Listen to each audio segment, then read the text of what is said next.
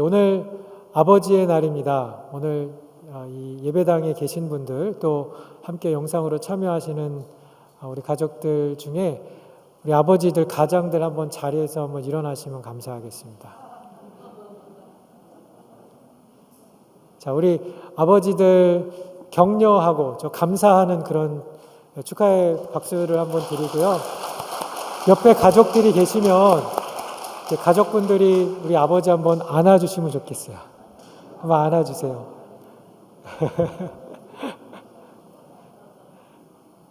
감사합니다. 저희 교회 집사님 한 분과 대화를 하는데 그분이 그런 얘기를 하셨어요. 성경에는 훌륭한 어머니, 로이스와 유니게 같은 그런 경건한 어머니의 예들은 있는데 경건한 아버지에는 없는 것 같다라는 그런 말씀을 하셨던 것이 기억이 납니다. 자, 성경에 훌륭한 아버지 상을 보여주는 것이 진짜 없을까요? 찾아보면 있습니다. 자, 욥을 보면 여러분 욥기 1장에 자녀들의 이제 여러 가지 행사로 인해서 욥은 자녀의 숫자만큼 날마다 하나님 앞에 번제를 드렸고 행여라도 내 자녀들이 주님 앞에 죄를 지었을까? 그렇게 하나님 앞에 기도하던 경건한 아버지였죠. 아브라함은 어떤가요? 아브라함은 100세에 얻었던 독자 이삭을 하나님께서 번제로 드리라고 이야기했을 때 그 아들과 3일길을 가서 아들을 포박하고 아들을 실제로 죽이려고 했었다. 그런 아버지였습니다. 그 당시에 티네이저였을 그런 이삭은 아버지가 자기를 죽이려고 했었던 그 장면을 평생토록 잊지 못했을 것 같아요. 그 강렬한 인상, 아버지가 나를 죽이려고 했었던. 자, 이러한 경건한 아버지의 예들이 성경에도 있습니다. 지난달 이 패밀리 커넥트라는 프로그램을 교회에서 했었는데 서로에게 그 프로젝트 중에 서로에게 칭찬의 말을 하는 그런 숙제가 있었습니다. 우리 참여하신 분들 같이 하셨을 텐데 제가 이제 아이들과 서로 이제 칭찬하는 내용들을 카드에다 적었어요. 그래서 제가 그거를 찍어서 좀 사진으로 보여드리려고 했더니 글씨가 너무 작아가지고 잘 안 나와서 파워포인트로 우리 아이들이 저에게 적어주었던 몇 가지만 조금 골라서 슬라이드로 좀 보여드렸으면 좋겠는데요.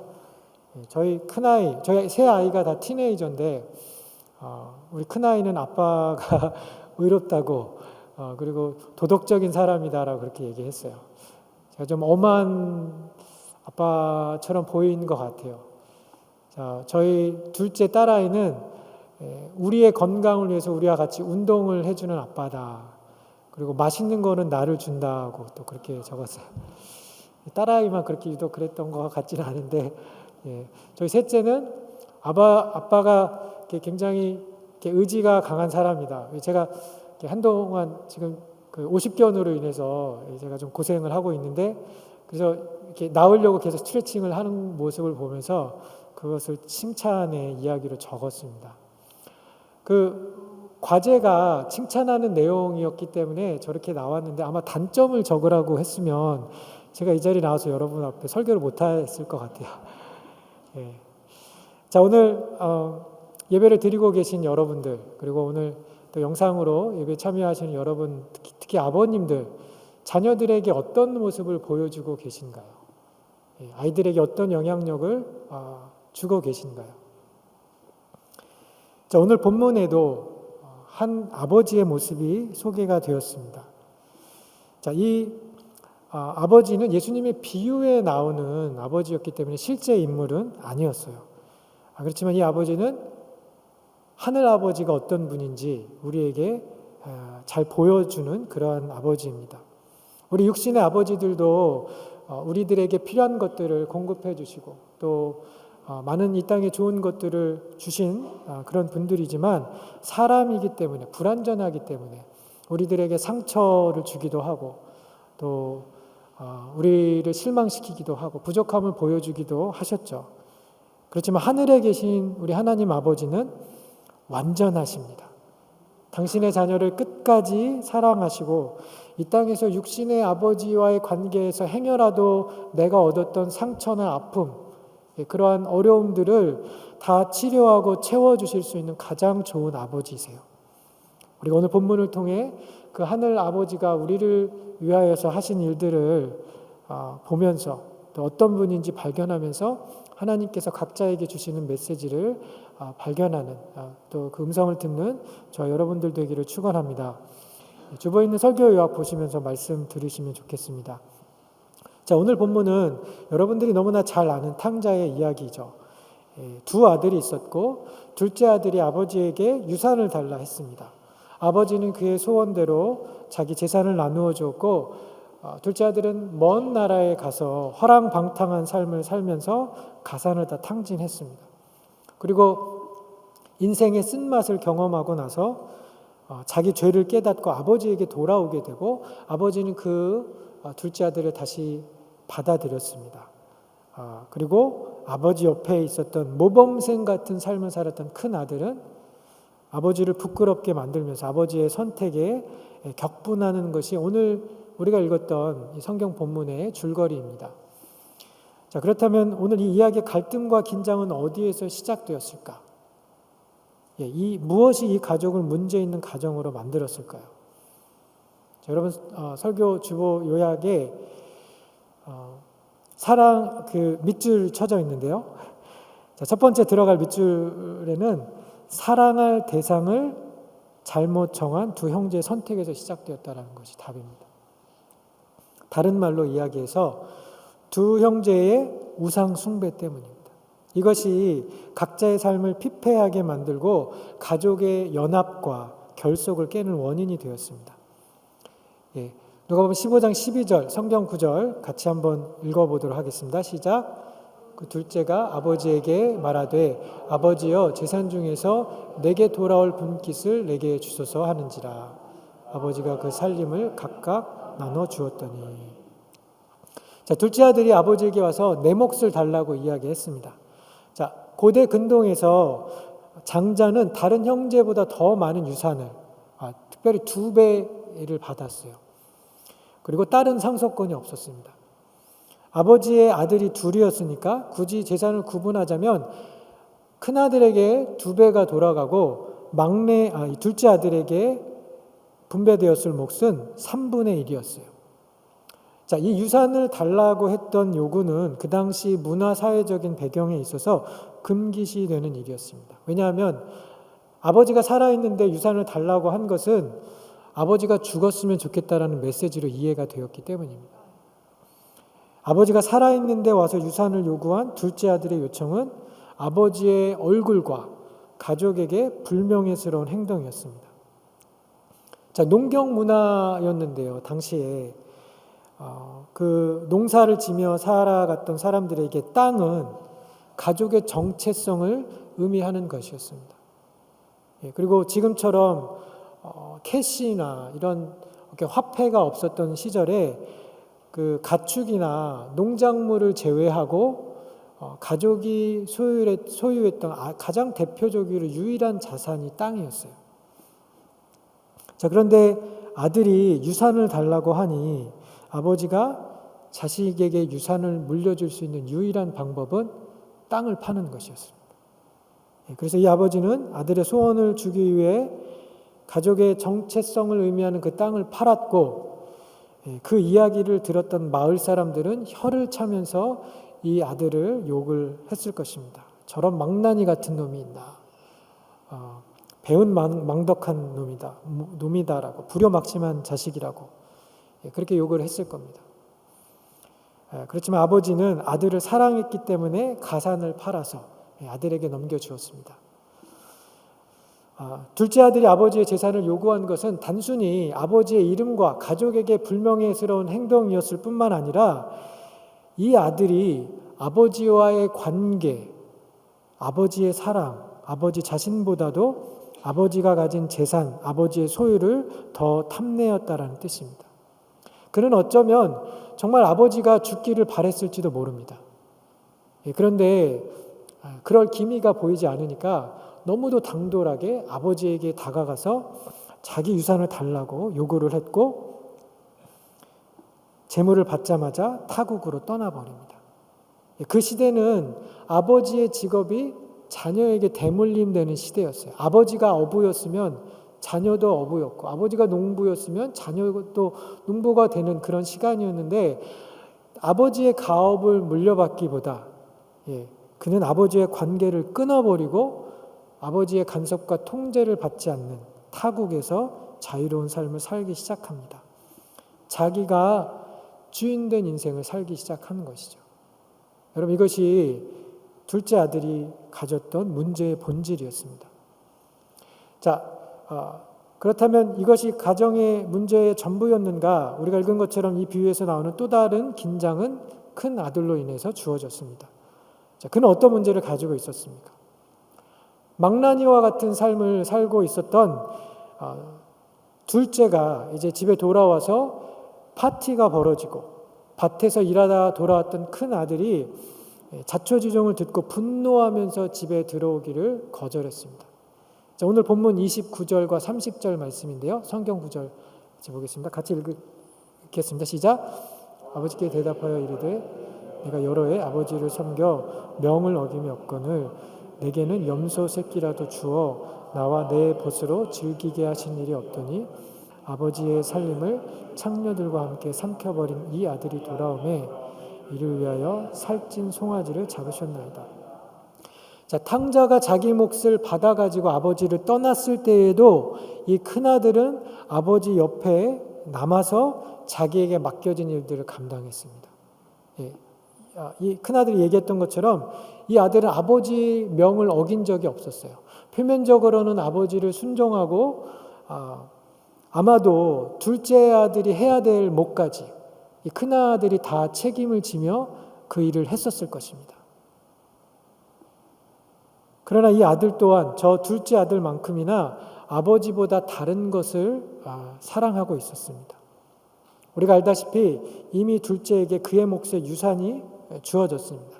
지금 아버지가 가지고 있는 것, 아직 큰아들이 상속받지는 못했지만 아버지가 돌아온 둘째 아들을 환영하기 위해서 낭비적으로 사용하고 있었던 것들은 큰아들의 관점에서 보면 자기의 몫으로 남겨진 것이었습니다.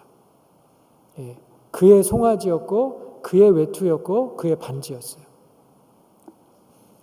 그는 그것을 둘째에게 나누고 싶은 마음이 조금도 없었습니다. 그런데 갑자기 둘째가 나타나서 자기 몫의 재산을 지금 가져가고 있으니까 아버지가 자기 것을 나에게 주지 않고 저 둘째 아들에게 주니까 그것에 격분해서 아버지에게 분노의 화살을 던지고 있는 것입니다. 자, 성 어거스틴의 참회록에 보면 그가 이런 이야기를 했습니다. 사람이 살인을 저지르는 것은 그가 다른 어떤 것을 너무 많이 사랑하기 때문이다. 다른 것을 지나치게 사랑하기 때문이다라고 했어요. 어떤 것을 사랑하다 보니까 그것을 갖지 못하면 분노하게 되고 나중에는 살인까지 저지르게 되더라는 거예요. 자, 이름을 지키거나 명예가 가장 중요한 사람들에게 명예를 훼손시키는 것은 견딜 수 없는 일입니다. 여러분, 모슬렘 국가에서 이슬람을 믿는 사람들이 자기 가족 중에 누군가가 개종을 하면 그 가족 중에 한 사람이 개종한 가족을 죽이는 명예살인이 일어납니다. 그들이 가장 사랑하는 것이 가족의 명예이기 때문입니다. 이번 주 신문 기사에 독일에서 남편의 외도를 알게 됐던 한 여인이 어린아이 5명을 살해하는 기사가 났었습니다. 남편과 별거에서 1년 정도 떨어져서 아이들을 혼자 키우던 28살의 여인이었는데 남편이 다른 여인과 교제하는 사실을 알고 나서 그것에 분노해서 남편과의 사이에서 태어났던 4명의 자녀를 포함해서 5명을 약을 먹여서 아이들이 정신이 없을 때 물에 질식시켜서 죽였습니다. 아이들 나이가 8살, 6살, 3살, 2살, 1살이었어요. 너무 끔찍한 범죄가 다른 사람도 아닌 어머니를 통해서 일어났다라는 사실들이 너무 충격적으로 들려지는 사건이었죠. 여인이 사랑했던 것은 무엇이었습니까? 자기를 떠나가서 다른 여인을 사랑하고 있었던 남편의 사랑이었을까요? 아니면 존중받기 원하고 사랑받기 원했던 그녀 자신을 너무 지나치게 사랑했던 것일까요?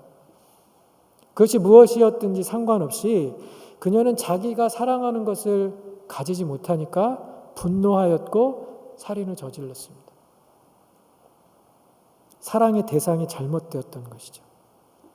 오늘 본문의 큰 아들도 자기가 원하는 것, 아버지의 재산을 받지 못할 것 같으니까 아버지께 분노를 표출하고 있습니다. 그가 정말 사랑했던 것은, 좋아했던 것은 아버지가 아니었죠. 탕자가 아버지에게 돌아왔을 때 아버지는 그 사실로 인해서 너무 즐거웠고 사람들을 불러서 잔치를 열었습니다. 오늘은 아버지에게 있어서 가장 좋은 날, 정말 기억에서 잊을 수 없는 그런 날이었을 것입니다. 아버지의 아픔이었고 숙제였고 늘 걱정거리였던 둘째 아들이 돌아왔습니다. 오늘 본문의 표현대로 죽었던 내 아들이 다시 살아왔다고, 잃은 아들을 다시 찾았다라고 그렇게 이야기했습니다. 자, 이 큰 아들이 아버지를 이해하고 아버지를 사랑하는 아들이었다면, 아버지를 닮은 아들이었다면 아버지의 기쁨에 동참했을 것입니다. 그런데 그는 분노하면서 지금 한창 얼굴이 상기되어 있는 아버지의 얼굴과 고조되어 있는 그 동네의 축제 분위기에 찬물을 끼얹습니다. 마을 사람들 불러놓고 음식을 베풀면서 그들을 대접하고 있었던, 둘째 아들을 이제 가족의 일원으로 다시 받아들였던 아버지를 무안하게 하면서 아버지의 선택에 반대를 합니다. 나는 집에 들어가지 않겠다라고. 그런 이 큰아들의 모습은 그의 우선순위 또한 아버지에게 있지 않았음을 우리에게 보여주는 증거입니다. 큰아들 역시 아버지와의 관계를 더 소중하게 생각하기보다, 아버지 자신을 더 사랑하기보다는 그도 아버지의 소유, 아버지의 재산을 더 사랑하고 있었던 것이죠. 이런 사람들에게 반복적으로 일어나는 고질적인 문제는 원하는 것이 주어지지 않으면 분노한다라는 거예요. 그리고 그것을 얻기 위해서 여러 가지 다른 죄를 저지르게 됩니다. 그것을 너무 지나치게 사랑하는 것이죠. 여러분, 우리가 사랑의 대상을 잘못 정할 때 그것은 우리 삶을 파괴시킬 뿐만 아니라 우리의 관계도 손상시킵니다. 그것들이 관계보다 우선시되고 우리의 우상이 되었기 때문이죠. 이슬람 가정의 명예살인, 그 독일 여인의 자녀살인, 이 두 아들의 문제점들이 다 그 증거들입니다.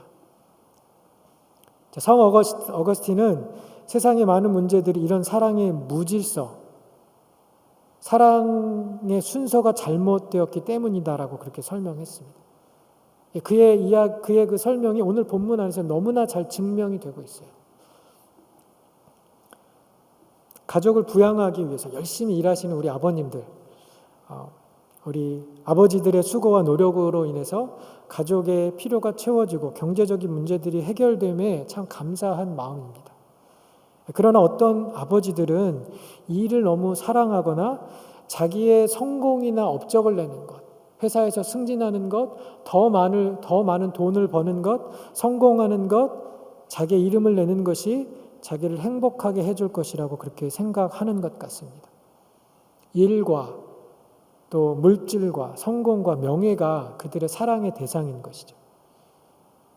어떤 사람들은 사람을 너무 사랑해요. 자식을 사랑하고 부모님을 사랑하고 자기 남편과 아내를 사랑하는데 하나님보다 더 사랑하기도 합니다. 가족을 위해서라면 모든 것을 할 수 있고 모든 것을 희생할 수 있습니다. 자녀의 성공을 위해서, 자녀의 명문대 진학을 위해서라면 모든 것을 다 걸고 뒷바라지하는 그러한 어머니들을 인종에 상관없이 이곳 실리콘밸리에서도 자주 봅니다. 자녀가 좋은 학교, 명문대에 들어가는 것, 여러분 모든 부모들이 다 원하는 일이겠죠.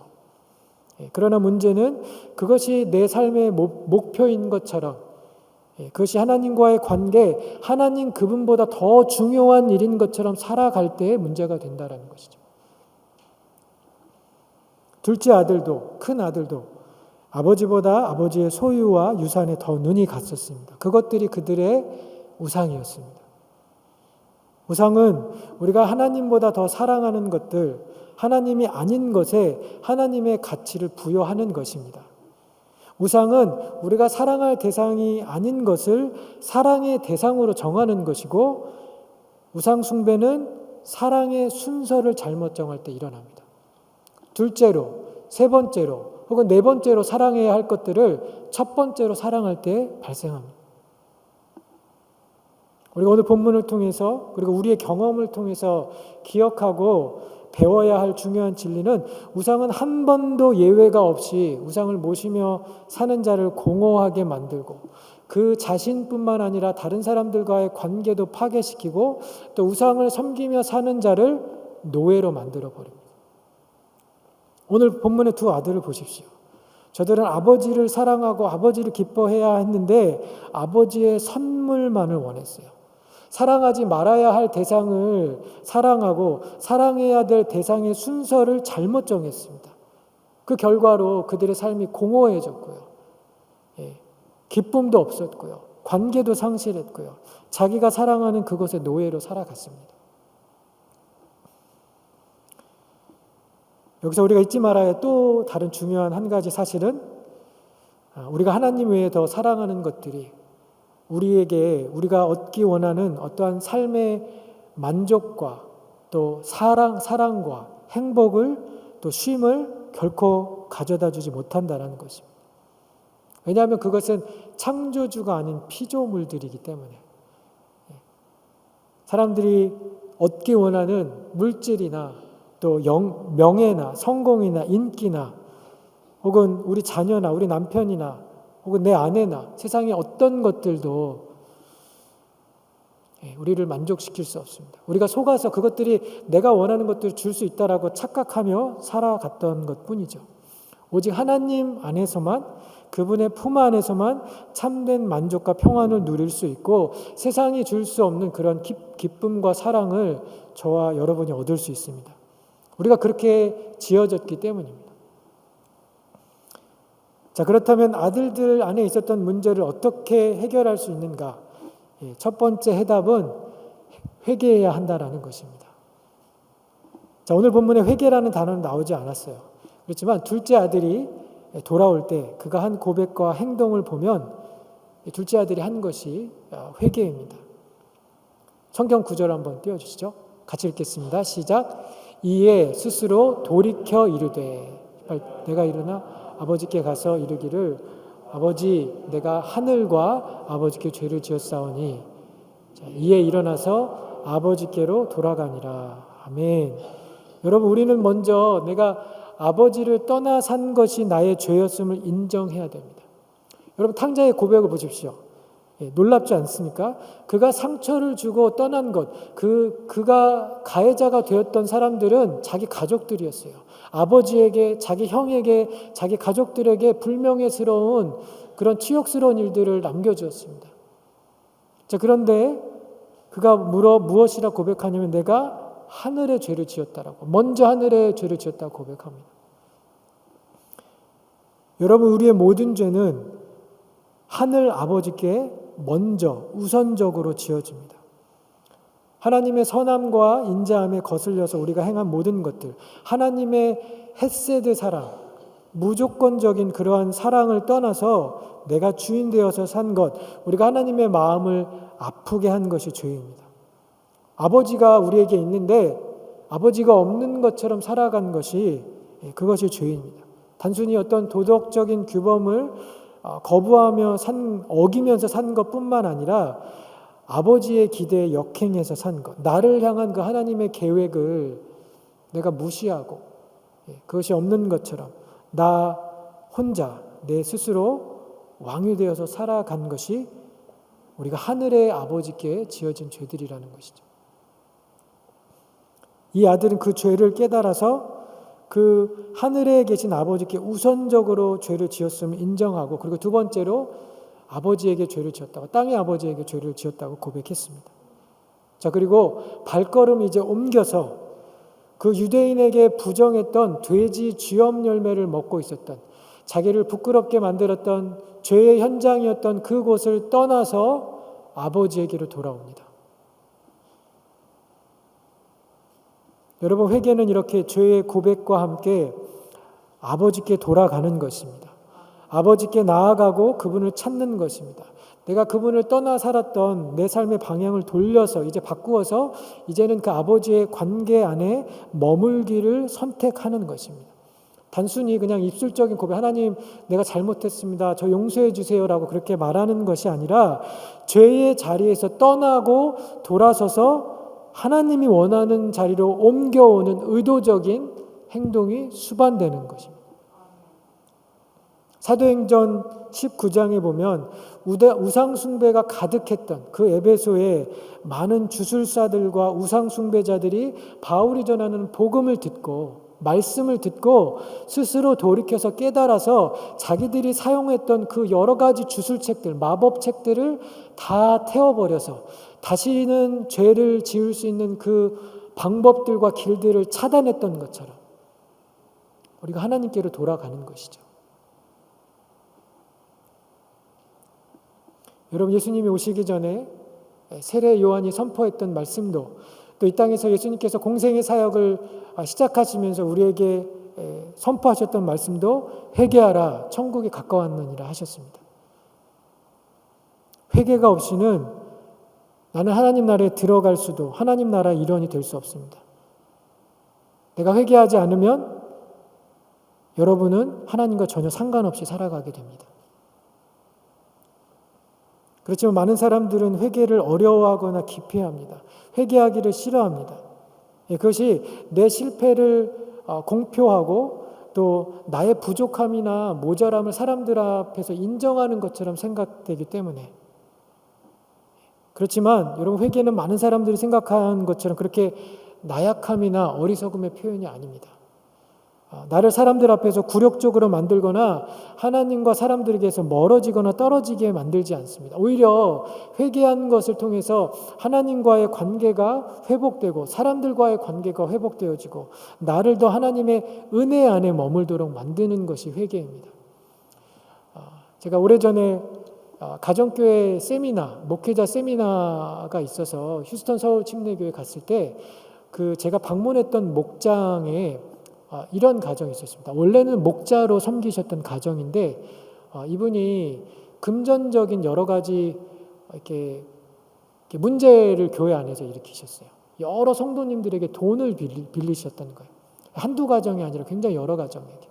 그래서 이제 그것이 교회 안에 문제가 되어서 교회 운영위원회, 이제 침례교회였으니까 운영위에서 이분을 목자 모임에 모셔다가 공개적으로 자기가 잘못한 것에서 인정하고 사람들 앞에 용서를 구하도록 그렇게 권징을 내렸습니다. 그리고 목자직을 내려놓으시도록. 다른 사람들 같았으면 여러분, 그렇게 교회에서 잘못한 것 인정하라고 회개하라고 했을 때 교회를 떠나가 버리면 그만이에요. 다른 교회 요즘에는 다 쉽게 가버리니까요. 그런데 그분은 그 모임에 오셔서 사람들에게 자기의 죄를 공식적으로 인정하고 눈물로 회개하고 사람들 앞에 자기의 잘못을 고백하였습니다.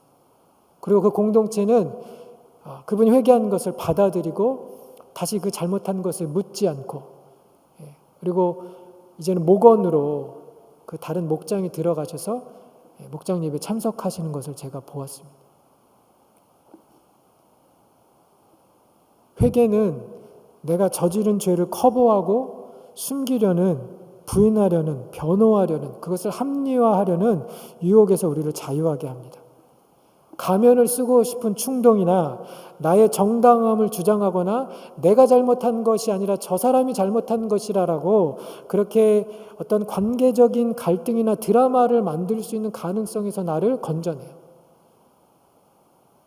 그리고 무엇보다 내 안에 선함이 없음을 인정하며 내가 부족한 사람이라는 것을 인정하면서 오히려 나의 연약함을 고백함으로 오히려 사람들이 나에게 대해서 마음을 열게 하고, 그리고 하나님, 나는 이렇게 연약한 사람입니다. 부족한 사람입니다. 나는 이렇게 죄인이지만 예수님께서 십자가에서 나를 위하여서 행하신 그 일 때문에 나는 이제 하나님 앞에서 존귀한 자입니다. 나는 하나님 앞에서 여전히 사랑받는 사람입니다라는 자기의 참된 가치와 존엄성을 회복하게 됩니다.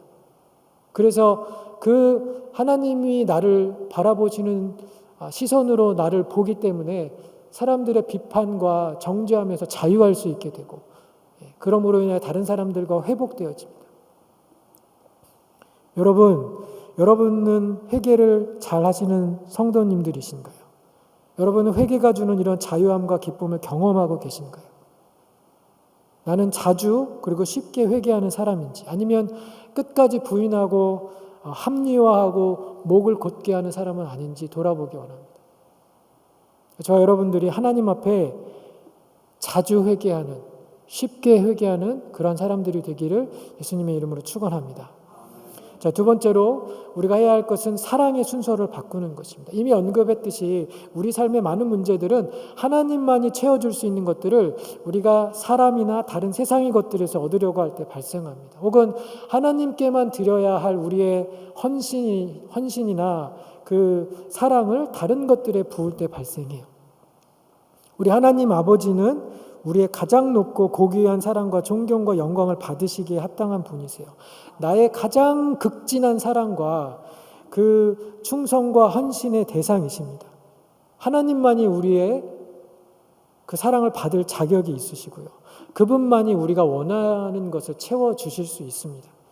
그런데 우리는 이 순서를 바꾸어서 생명이 없는 것들에, 영원한 가치가 없는 것들에 우리의 사랑을 쏟아붓고 그것으로 인한 치명적인 손실과 피해를 경험하면서 살아갑니다. 여러분이 가장 사랑하는 것이 무엇입니까? 여러분이 가장 많은 시간과 내가 꼭 해야 할 일을 제외하고 자유 시간이 주어졌을 때 어떤 재정적인 여유가 있을 때 여러분들이 투자하고 여러분들이 시간을 들이는 일들이 무엇입니까? 우리 송 목사님께서 예전에 예화로 자주 사용했던 이야기인데요. 아들 집에 놀러 갔던 아버지가 메모를 남기고 돌아왔습니다. 메모에 뭐라고 적었냐면 넘버 3야 간다. 넘버 3야 넘버 5는 물러간다. 그렇게 적으셨어요. 자, 그 집에 갔더니 넘버 1은 손주, 넘버 2는 며느리, 넘버 3는 아들이었습니다. 넘버 4는 기억하세요? 그 집 강아지였어요. 그래서 강아지만도 못한 대접을 받았던 아버지가 섭섭해서 넘버 3야 넘버 5는 물러간다 그렇게 했는데, 여러분 우리도 그것들의 순서가 바른지 점검해야 한다라는 것이죠. 여러분들의 넘버 3, 여러분의 넘버 2들이 혹시 여러분의 넘버 1으로 자리 잡고 있지는 않습니까? 우리가 그 순서를 바꾸면 오늘 본문에서 본 것처럼 우리 삶이 파괴되고 관계가 깨어지기 때문에 우리가 이것을 바꿔야 되는 것이죠. 자, 마태복음 22장 같이 읽도록 하겠습니다. 시작. 예수께서 이르시되 내 마음을 다하고 목숨을 다하고 뜻을 다하여 주 너희 하나님을 사랑하라 하셨으니 이것이 크고 첫째 되는 계명이요 둘째도 그와 같으니 내 이웃을 내 자신같이 사랑하라 하셨으니 이 두 계명이 온 율법과 선지자의 강령이니라. 아멘. 다른 무엇보다 하나님을 가장 사랑하시는 저와 여러분들 되시길 축원합니다. 두 번째로 우리가 사랑해야 할 것은 사람들이에요. 일보다, 성공보다, 물질보다 사람들과의 관계가 우선이 되어야 합니다. 오늘 말씀을 듣고 내가 사랑하는 우상들을 내려놓고 하나님을 사랑하고 또 잘못된 사랑의 순서를 바꾸는 저와 여러분들 되기 원합니다. 자, 마지막으로 우리가 오늘 또 해야 할 일은 하나님이 나를 위해 하신 일을 깨닫고 알고 믿고 감사하는 것입니다. 자, 본문 12절 말씀 다시 한번 좀 띄워주시겠어요? 자, 여기 본문 12절에 재산이라고 나와 있는, 어떤 성경에는 앞에 있는 재산은 property 또는 estate이라고 그렇게 나와 있고요. 뒤에 있는 것도 그냥 property, 살림이라고 나와 있었어요. 자, 아버지가 아들에게 떼어주었던 살림, 같이 재산으로 나와 있지만 헬라어 원어에 보면 두 번째 살림이라고 적혀진 단어는 바이오라는 단어가 적혀져 있습니다. 헬라어 바이올로지, 바이오케미컬, 바이오 엔지니어링 할 때 우리가 쓰는 그 바이오, 생명이라는 뜻이에요. 여러분, 아버지가 가족에게 그토록 소중한 땅을 팔아서 둘째에게 분깃을 줄 때 아버지가 판 것은 땅이 아니었습니다. 그의 생명이었어요. 지금 누가가 이 복음서를 적었는데요. 성경의 저자이신 하나님께서 이 단어를 의도적으로 사용하신 겁니다. 단순히 재물을 주는 것이 아니라 자기의 바이오를, 생명을 쪼개어 주는 것이죠. 아들을 구하고자 하는 구속의 가능성을 열어두기 위해서 생명을 나누어 준 것입니다. 그것이 아들이 다시 돌아올 수 있는 은혜의 문, 구원의 시작이 될 수 있기 때문에. 자, 이 아버지와 마찬가지로 하늘에 계신 우리 하나님 아버지도 저와 여러분을 위하여서 생명을 나누어 주셨습니다. 어떤 방법으로? 예수 그리스도, 자기에게 가장 소중한 그 아들을 우리에게 보내어 주시고 그분을 죽게 하심으로. 할렐루야.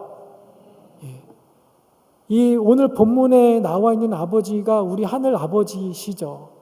생명과도 같았던 그 땅을 아들에게 떼어 주었던 것처럼 우리의 하늘 아버지도 우리를 살리기 위하여서 자신의 생명을 쪼개어 주듯이 성자 예수님을 보내어 주시고 그분을 십자가에 죽게 하심으로 저와 여러분이 살도록, 그 방법 말고는 다른 방법이 없었기 때문에 아들을 우리에게 보내어 주신 것이죠. 본문에 등장했던 두 아들은 그 아버지의 사랑을 받을 자격이 없던 자들입니다. 우리가 보았던 것처럼 둘째 아들은 아버지의 재산을 아버지보다 더 사랑해서 유산을 달라 하면서 아버지를 욕보였고, 첫째 아들 모범생 같아 보였지만 아버지를 열심히 섬겼던 대가로 아버지의 재산을 받아내려 했던 첫째 아들 또한 둘째 아들만큼이나, 아니 어쩌면 그 둘째 아들보다 더 강력하게 아버지의 소유에 집착했던 아들입니다. 그리고 더 심한 것은 무엇이었냐면 자기 능력으로, 업적으로 아버지의 축복과 사랑을 얻을 수 있다라고 생각했어요. 나는 아버지의 명을 한 번도 어긴 적이 없습니다. 근데 나한테 그것을 주지 않다니요 라면서 아버지에게 분노했어요. 아버지의 사랑을 받을 자격이 없었던 자들이에요. 여러분들은 어떤 아들에 가까우십니까? 노골적으로 아버지를 거부하고 반항하는 분들인가요? 아니면 순종하는 것 같은데 사실은 딴 마음을 품고 있는 아들인가요? 다행스럽게도 오늘 본문 속의 아버지는 저들을 포기하지 않으셨어요. 아버지를 떠난 아들도 아버지 안에 있는 것 같아 보였지만 아버지라는 울타리 밖에 머물고 있었던 두 아들을 사랑으로 보듬어 주십니다. 두 아들을 처음부터 끝까지 사랑하시면서 복음이 무엇인지, 은혜가 무엇인지를 보여주세요. 자, 오늘 본문에 이 둘째 아들이 이렇게 이야기해서 내가 아버지 아들이 되기 합당치 않으니 아버지 집의 품꾼이라도 되기 원합니다. 너무 죄스러운 마음에 그 생각에 내가 정말 품꾼이라도 되었으면 좋겠다. 내가 품꾼이라도 되어서 아버지에게 빚진 것, 그거 다 페이백하면은 maybe 그때는 아들이 될지도 모르겠다라고 생각했는지 모르겠어요. 그런데 이 아버지는 그게 아니라고. 너는 이미 내 아들이라고.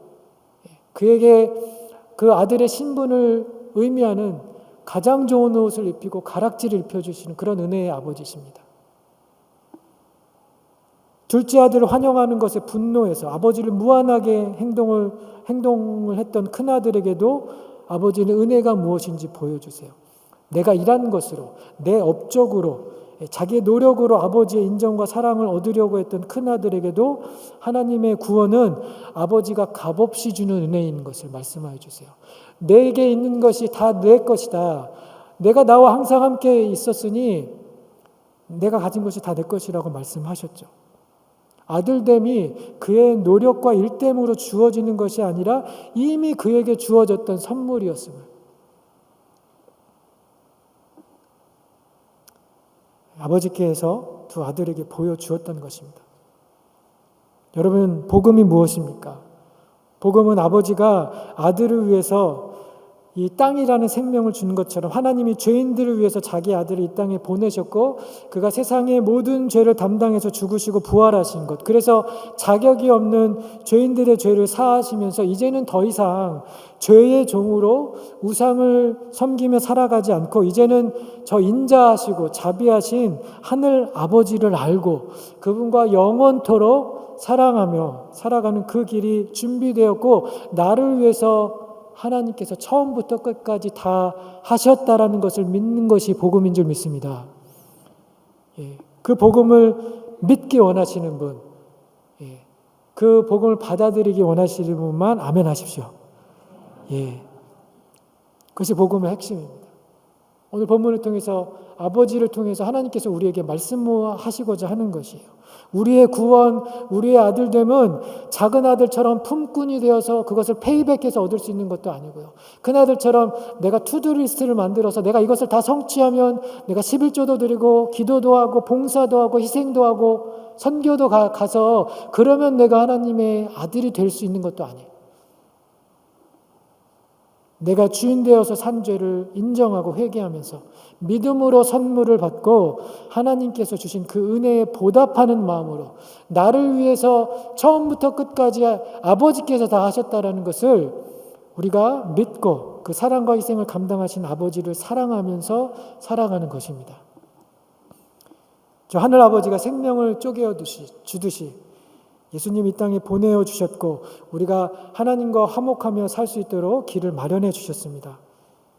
그분이 나를 위해서 하신 일을 우리가 기억하면서 그 하늘 아버지의 사랑과 은혜를 깨닫고 우리가 죄의 자리에서 돌아서서 우리의 진정한 사랑이 되시는, 사랑의 대상이 되시는, 또 사랑의 순서를 바꾸면서 우리가 아버지의 품 안에서 아버지와 교제하는 것을 가장 기뻐 여기시는 그런 하나님의 사람들로 한 주간 살아가시는 저와 여러분들 되시기를 예수님의 이름으로 축원합니다.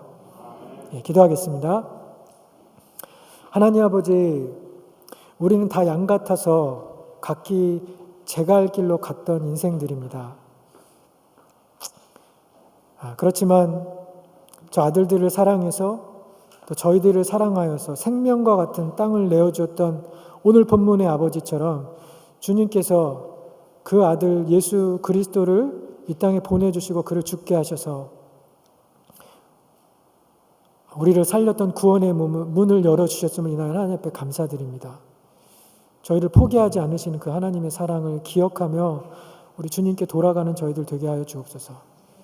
생명을 떠나보내는, 생명을 나누는 그 고통과 희생을 감당한 하나님 아버지의 사랑을 저희도 알고 믿어서 주님께서 예비한 구원을 받아 누리며 아들됨의 권세를 가지고 살아가는 저희들 되게 원합니다. 아버지보다 더 사랑하는 것들이 없게 하시고 아버지의 선물을 아버지보다 더 사랑하는 어리석은 저희가 되지 않게 하여 주옵소서. 내가 사랑하는 것들을 내려놓고 그 순서를 바꾸는 저희들 되게 하여 주옵소서. 예수님께서 십자가에서 하신 일들을 내가 믿고 주인된 인생을 회개하며 주님의 자녀로 살아가는 저희들, 하나님의 사랑을 영원토록 노래하고 감사하는 하나님의 백성들 되게 하여 주옵소서. 감사드리며 예수님의 이름으로 기도합니다.